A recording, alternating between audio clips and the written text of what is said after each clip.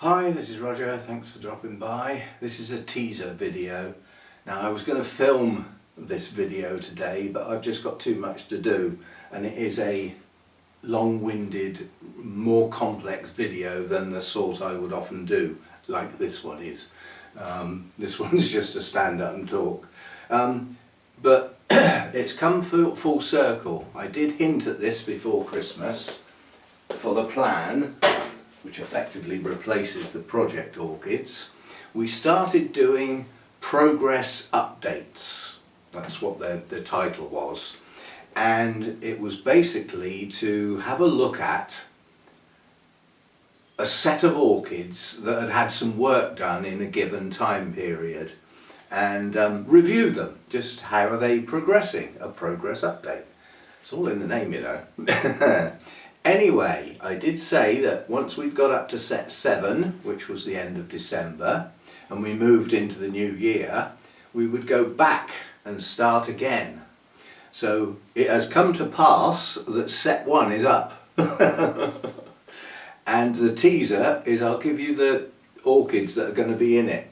Now, you may not have any of these orchids, but you may have some similar. Yeah? So we'll be having a look at you know, what has happened to them. The work that was done would have been January and February and March last year. Set 2 moves on into April. So set 1 was things that had work done in January and February 2023. That's a year ago. So that's when the work was done. And then the progress update was done 6 months down the line. I think, was it? Oh, I can't remember. But what I'd like to do is to get people that didn't see the first progress update to take a look at that before they look at what will be tomorrow's video, which is a progress update for set 1 again. And I'm going to try and make that as easy as possible. I am aware that people with smart TVs can watch YouTube videos, but that's all they can do. Yeah, the info cards don't work, they can't see descriptions, so they can't use links in descriptions. But what you can do is, if you've got the YouTube app running on your smart TV, you can use that clumsy, horrible keyboard thingy, alphabet, to do a search. So you will be able to search on the actual proper name of the video and find it that way and be able to watch it on your smart TV prior to watching the update tomorrow.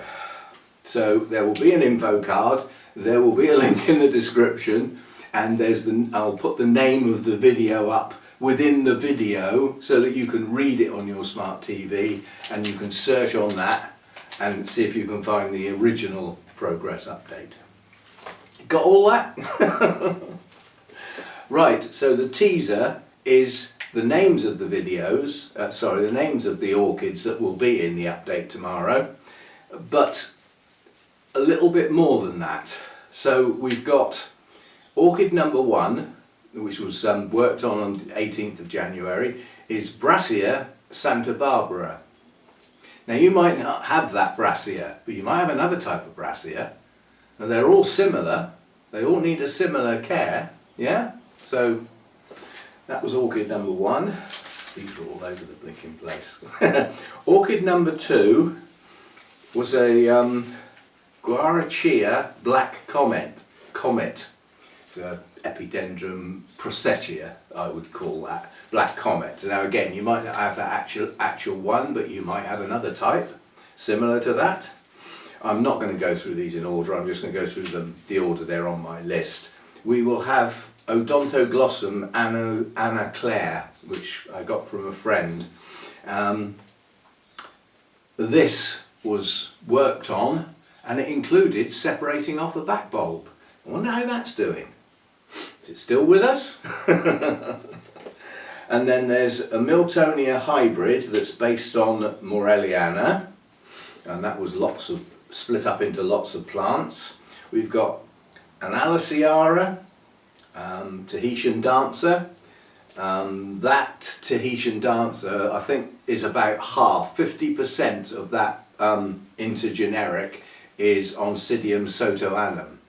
And Oncidiums, if you've got an Oncidium that has relatively small flowers and quite a few of them, and they're fragrant, the chances are Oncidium sotoanum went into that intergeneric or hybrid.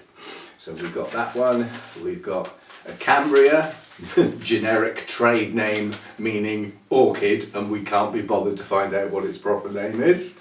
Got one of those, and then we've got some Odontypes. There were 3 of those, they were all done together.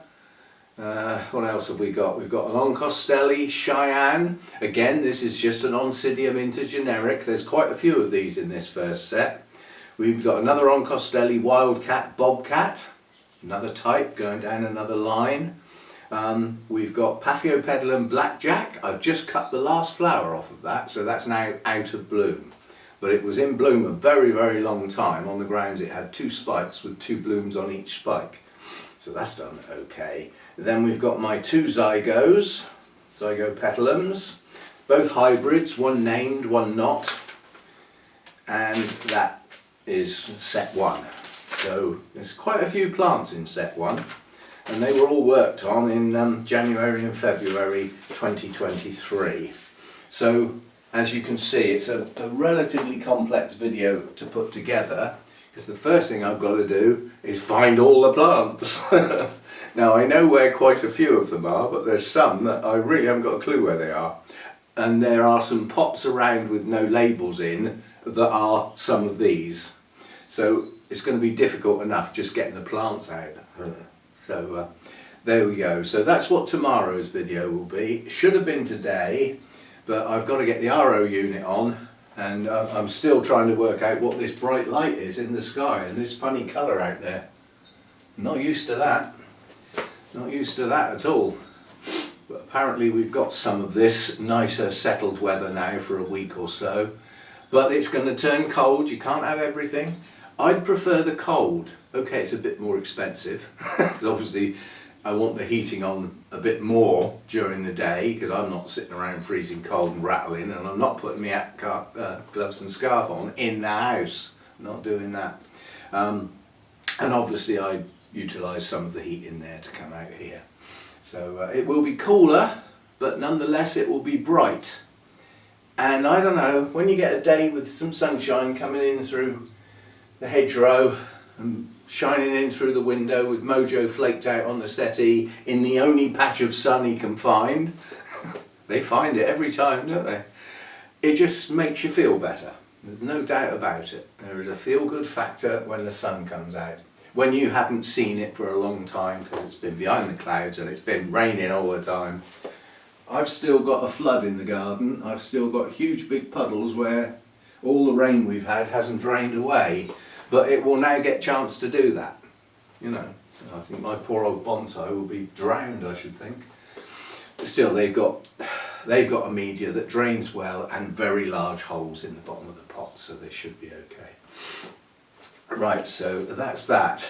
Now, I've got a special thank you to do, because when I had a look at my, well, as you know or don't know, each YouTube channel has an email address associated with it, which is effectively the Google account that allows the YouTube channel to exist. They're inherently linked together, whether you like it or not.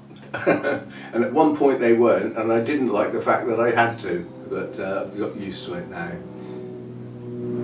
Even the planes have started flying again, so they can actually see where they're going now. Yeah, there must be lots of people that are on training courses that haven't had a lesson for a month. You've got to wait for the weather, haven't you? If you're a trainee pilot, you can't go up in force 8 gales, can you? When you can't see the end of the runway. Anyway, a very special thank you, because in that email was, I don't do names, not for this type of thing, but so-and-so has bought you some coffees. And I just scanned down through the emails and I thought, oh, that's nice, the buy me a coffee crops up every now and again, but in the last month there have been an awful lot of large donations. And the one I saw today, now I don't know whether you've had a look at Buy Me a Coffee, but it's a donation site, yeah? It's the site where if you make a donation to the channel, links in the description. For those of you on the TV, tough. But it's a donation platform basically, and it's the platform where the absolute bare minimum is taken out of the donation. Now I've said, you know, membership on the YouTube channel, YouTube scoff 30% of that, yeah, it's quite a lot.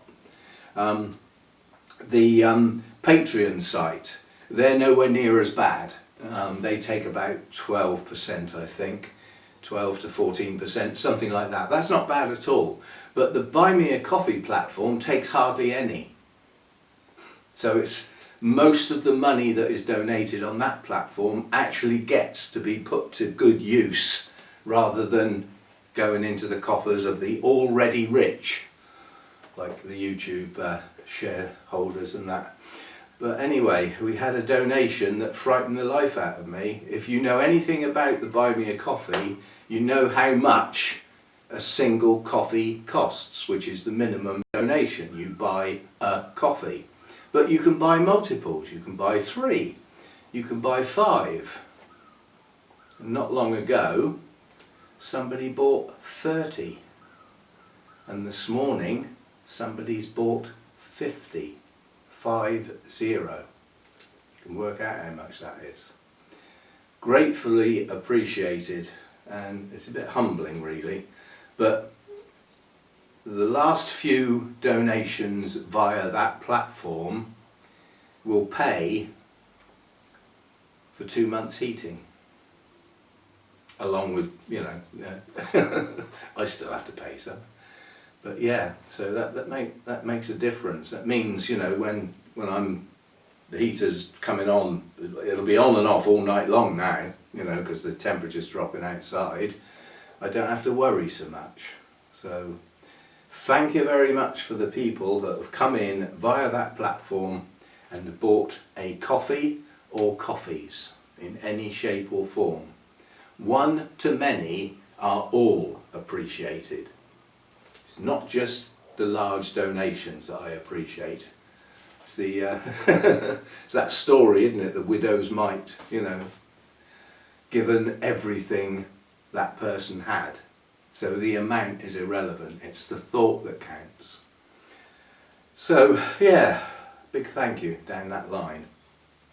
Along with those that are sticking with the Patreon site and any new people that have joined, and those that are sticking with the membership for the channel. And yeah, I will see you tomorrow for one of my more complex videos, because there's lots of pop-ups. I've got to do all the names of the plants. I'll be putting pop-ups of the blooms as we deal with each one, and having a chat about the purpose of the video, which is the progress of each of those plants from what they looked like before. I've got to go and watch the previous video to look at what they were like then and see what I said, you know. So I've got to do some work before I can even start, let alone find all the plants. So it's one of my more complex videos, so I hope you enjoy it, and more importantly I hope you watch it and comment and stick up the old like button, because it'll be one that will take quite a bit of work on my part. I suspect it will be heading up towards an hour-long video. It's probably going to be quite long. I'd say 45 minutes minimum, because of the sheer number of plants. Plus, it's last time the progress update was mentioning what work was done and what does it look like now. This time I've got to mention what work was done and what it looked like last time and how much progress we've made. So I've got to say more per plant, so it's going to be quite a long one, I suspect. Now some people love that, some people don't. Well, if you don't, you can always watch it in bits, just as a suggestion, rather than not watch it at all. Anyway, I do have quite a bit to do, and the first thing I've got to do is get the RO unit out. I used up almost all my water yesterday. I've just got enough left to do the mounts, but they were done yesterday, so they won't need to be done for a few days now, especially it's going to be cooler. yeah, so work to be done. I've got stuff to do in the house, stuff to do on the computer, so we won't be doing much out here today apart from just this teaser video to let you know what's coming next and the sort of content that's going to be in there. I don't normally do warming shots about actual content, but I thought it might be worth it on this one as a teaser, you know. I mean, you might just have had a look around your collection and thought, well, I haven't got any of those sort of orchids, I don't need to watch it. But perhaps by watching it, it might encourage you to try some of those orchids. Yeah? You can't just, well, I suppose you can. I was going to say you can't just stick to Phalaenopsis all your life, but you can, and you can still have a really good collection.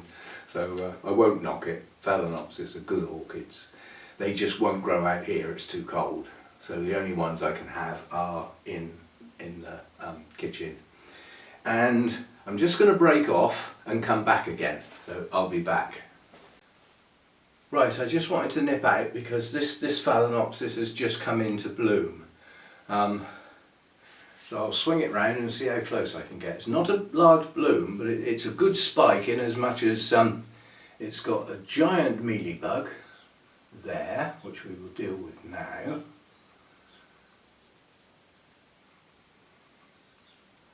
And it's got another little one there. So we'll deal with those while we're there. I do have a few in the kitchen, I must admit. Right, where were we? So let's have a look at this little beauty then.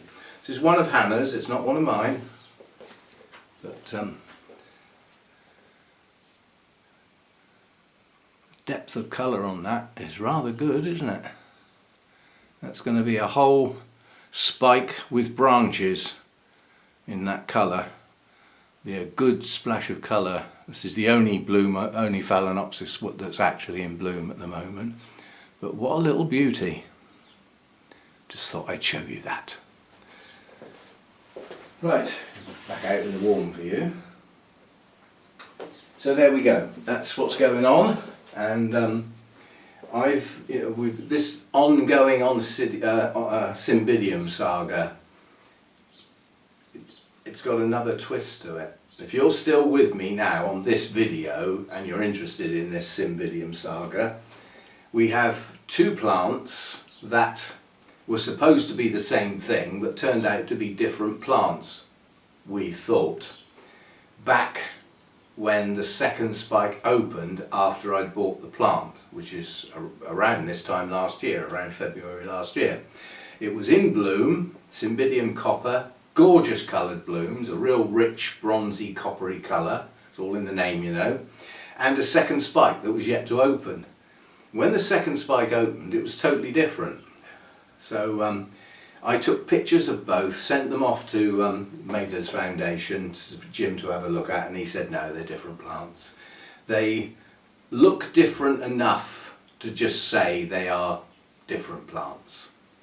Now we have another conundrum, because they're both in bloom now, and we've had a look at them recently, so you can go and have a look at those videos, Cymbidium Problems, and they are now both open.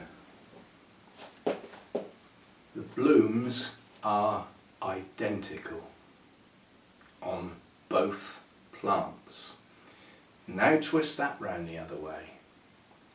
Lots of people have said, including I would say a Cymbidium expert, that light and feed can have a dramatic effect, and if they don't get enough light when the spikes are forming and everything like that, it will pale the colours, which is what's happened. I'm now questioning, have we got two different plants, or was that effect apparent back this time last year? One was already in bloom, so any light influence or anything would have already been done on that. The other spike grew on here and could have been paled. I'm going to take the camera off and just, I want to try and prove the point. I know it's just a conundrum, but I think now we've got both blooms open, sorry about being seasick, I think these are the same plant. Consequently, the light and feed have affected both of them, and perhaps they are both Cymbidium Copper. How about that for a revelation? And if they are, I'll be over the moon. Right, so this is the first ones to open. This is allegedly Cymbidium Copper. Now, when you're trying to identify a plant, patterning is crucial. So what are we looking at then? We are looking at some stripy, blotchy patterning on the petals and sepals. On the sepals. On the petals, similar with a darker base, but the important thing is the lip. Now, up at the start of the lip, deep down inside, we have that deep red marking, yeah, on the left and on the right. Coming down the centre of the lip, we have a much paler red, very fine stripy effect. And then after that deep red, deep inside the lip, we have a gap, followed by a pattern that starts here, where my thumb is, comes down towards the centre. Then we have another gap, and then we have the pattern on the edge of the lip. Yeah? You got that in your head? Now let's have a look at this plant. This is open enough to do this. So, patterning on the petals and sepals, identical. Let's have a look at the lip. Deep inside the lip, we've got the deep red markings. Coming down the centre of the lip, we've got the light red streaky bits. We've then got a gap. We've then got a pattern that starts by my thumb, comes down towards the centre. Then we've got another gap. And then we have that pattern on the lip. Now, if I hold this and move the camera back, they're both in the same shot now. I think they're the same plant. And let's hope that they are both Cymbidium Copper, because that's what I bought and that's what I would like. So we shall see if light and potentially light and or feed has had that dramatic effect on this plant, then we can rectify that in this coming growing season. Because it's more the growing season, and as the spike is being formed, that, you know, where these problems could lie. So, but I'm pretty confident now that those lips are identical. I could superimpose one on the other if I had the technology and watch them merge together. So there we go. The conundrum remains, but it could actually work out for the better. We shall see. It's all good fun, isn't it? And then we've got this one that has no conundrum and just does its thing and does it very, very well. And we've got other buds coming along, or spikes coming along on other Cymbidiums as well, but they're going to be a while. So we shall see. Anyway, that's just to tail that one off. Anybody that stayed to the end gets to join in the Cymbidium conundrum. And if you didn't stay to the end, well, you missed it, didn't you? See you tomorrow. Thanks for dropping by.